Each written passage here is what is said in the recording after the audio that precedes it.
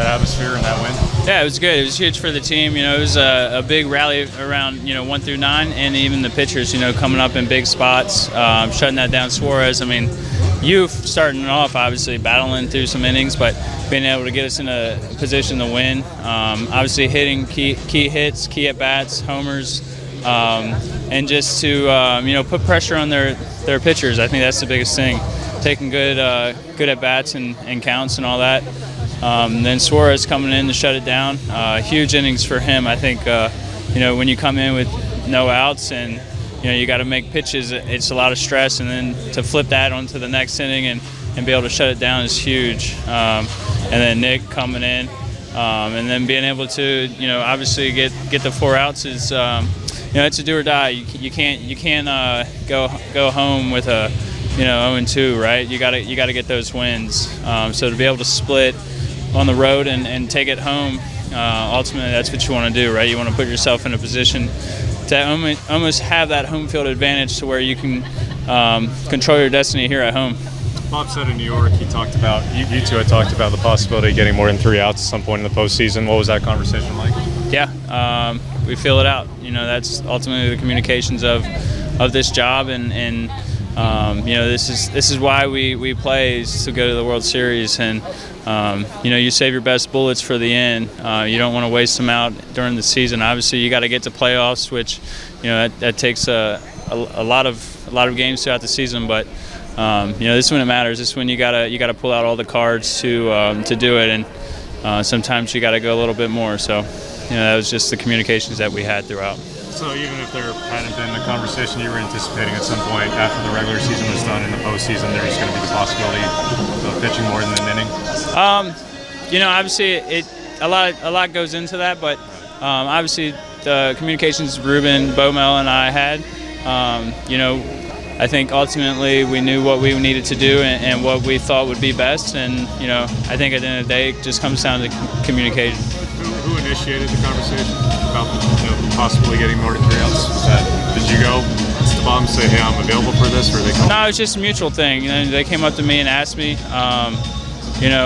I think it's one of the things just coming in over from the trade. I think that was the biggest thing for them, and obviously, like I said, it's a communication thing. Use it when you can. You don't want to drain it out too early, but that was a communication thing that we had, and so that's about all I got for you.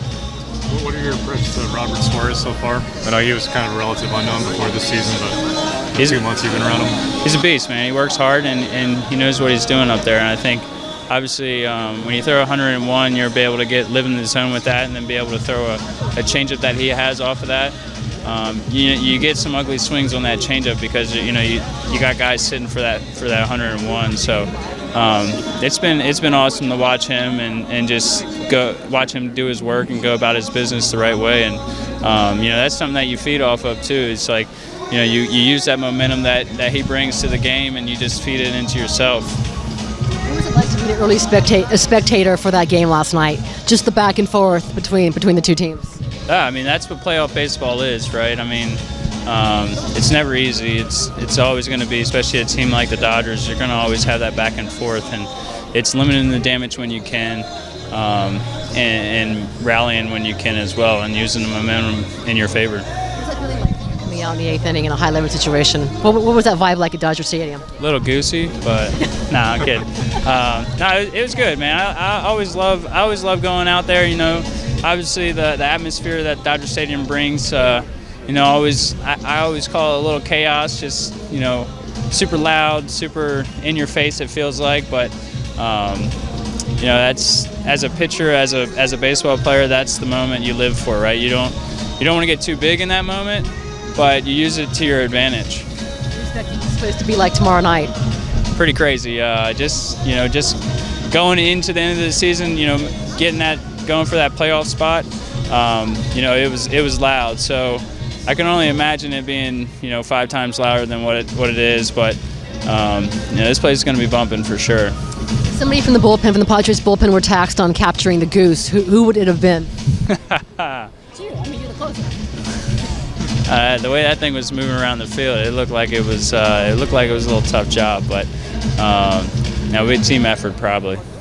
I guess it wasn't like physically hurt. It was just like flying and pitch dark, and then it ran into all the lights and just got disoriented. Apparently, that's what someone said.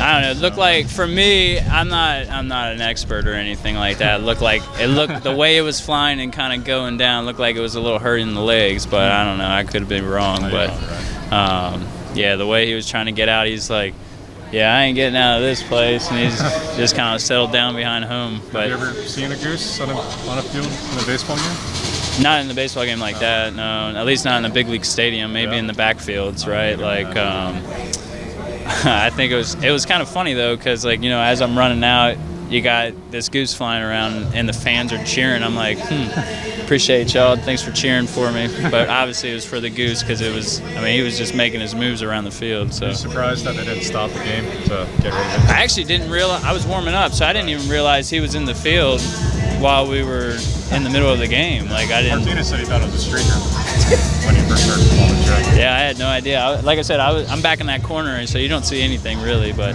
Wow, Josh Hader fans are cheering you on. They see you that's funny. Yeah, that's good.